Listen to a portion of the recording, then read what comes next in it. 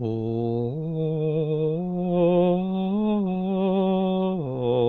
oh, oh.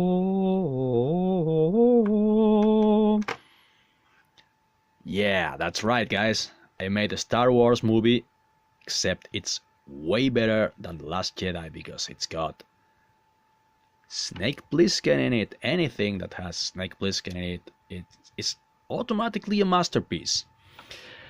So yeah, that's what my video is going to be about. I just watched The Last Jedi and I hated it. Oh god. Oh man. What have they done to Star Wars? Star Wars is dead, man.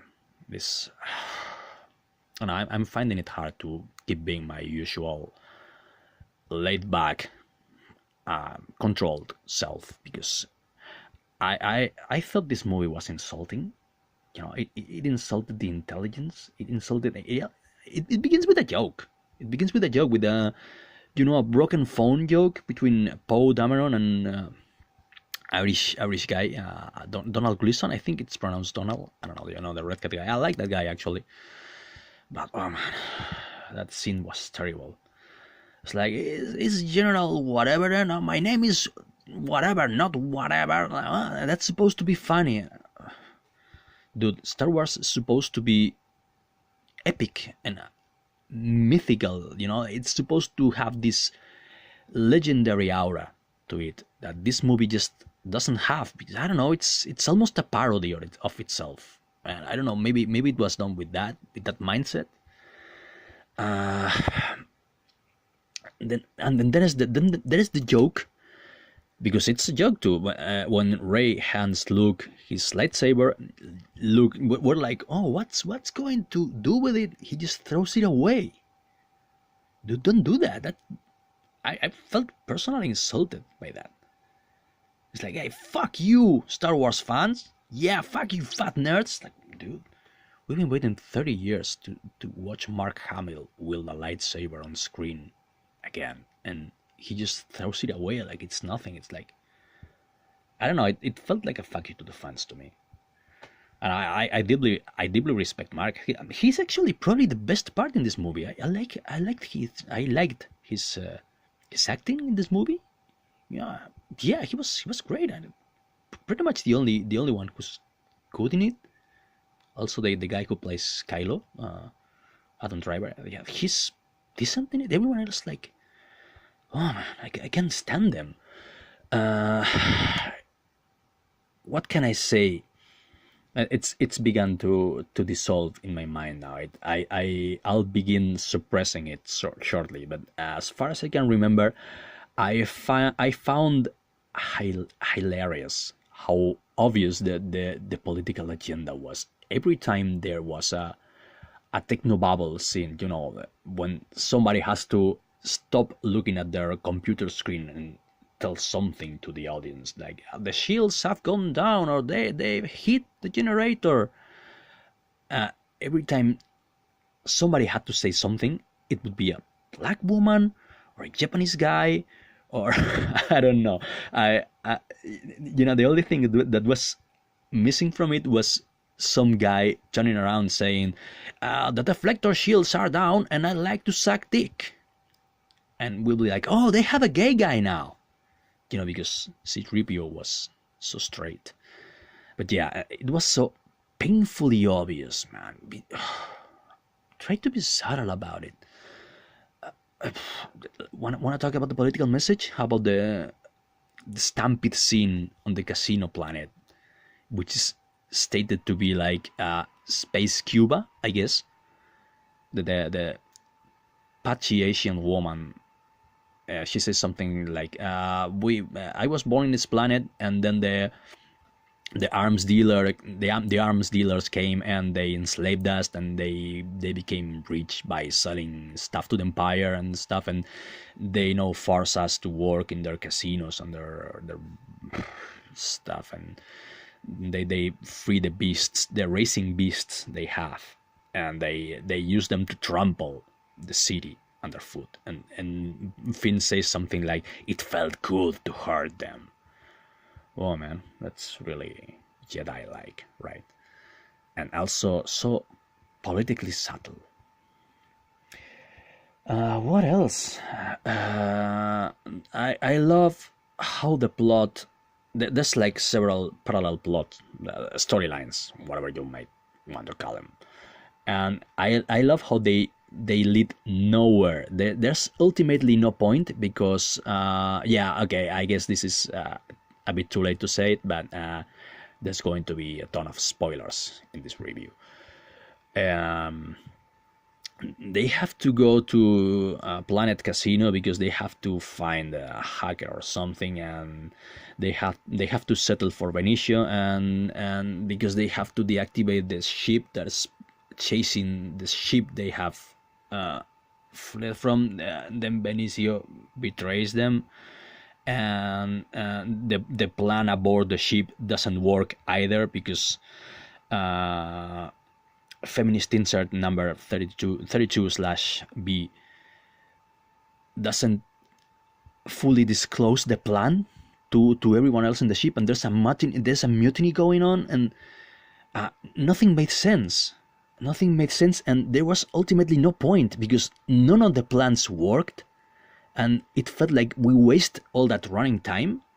And ultimately, a feminist insert lady, whatever, Ameline Holdo, yeah, Laura Dern, she just says, "Fuck it, I'm gonna run my ship into the big bad guy's ship that's chasing us, and fuck it, that's how you're going to solve it. After all this, we have to deactivate the central core or something, mambo jumbo, get a hacker, and then the escape pods, and it felt like a massive waste of time." What else? You know what I really liked about this movie? The fact that Ryan Johnson, whom is not a bad filmmaker, I really enjoyed Looper, the fact that he's smart enough to realize how much of a shitty character Rey is. So he gives her barely any screen time, and he turns her into basically a walking plot device. She's there just to have Luke Skywalker tell us, the audience, what happened between Kylo and him, why he fled, which, by the way, is barely explained. She's there to help Kylo kill Snoke and ascend to the throne, and she's there at the end to rescue the guys who flee from the last big battle of whatever.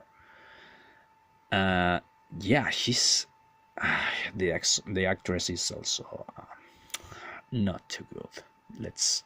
I'm trying to be polite, I don't like to say things about people that I wouldn't say to their faces.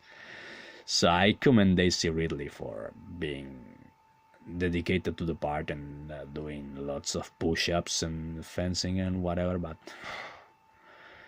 she's just there parroting lines, and I couldn't feel anything for her. She's like, oh yeah, she beats the shit out of Luke Skywalker, of course, and she teaches him a lesson because she's perfect. Yeah, that's it. Oh yeah, you know what else I really liked?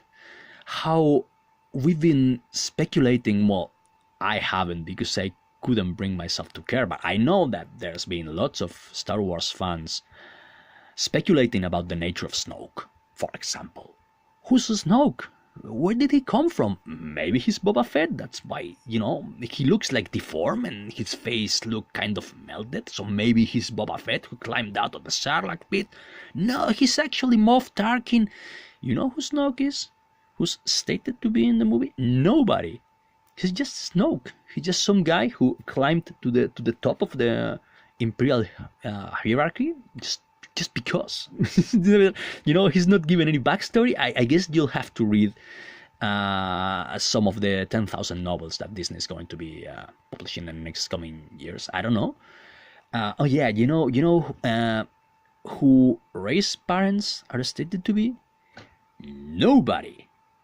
They're stated to be a couple of scavengers, I think, who apparently sold her to, I guess, the fat alien guy from the first movie in exchange for booze or something. Then why the hell is she so powerful?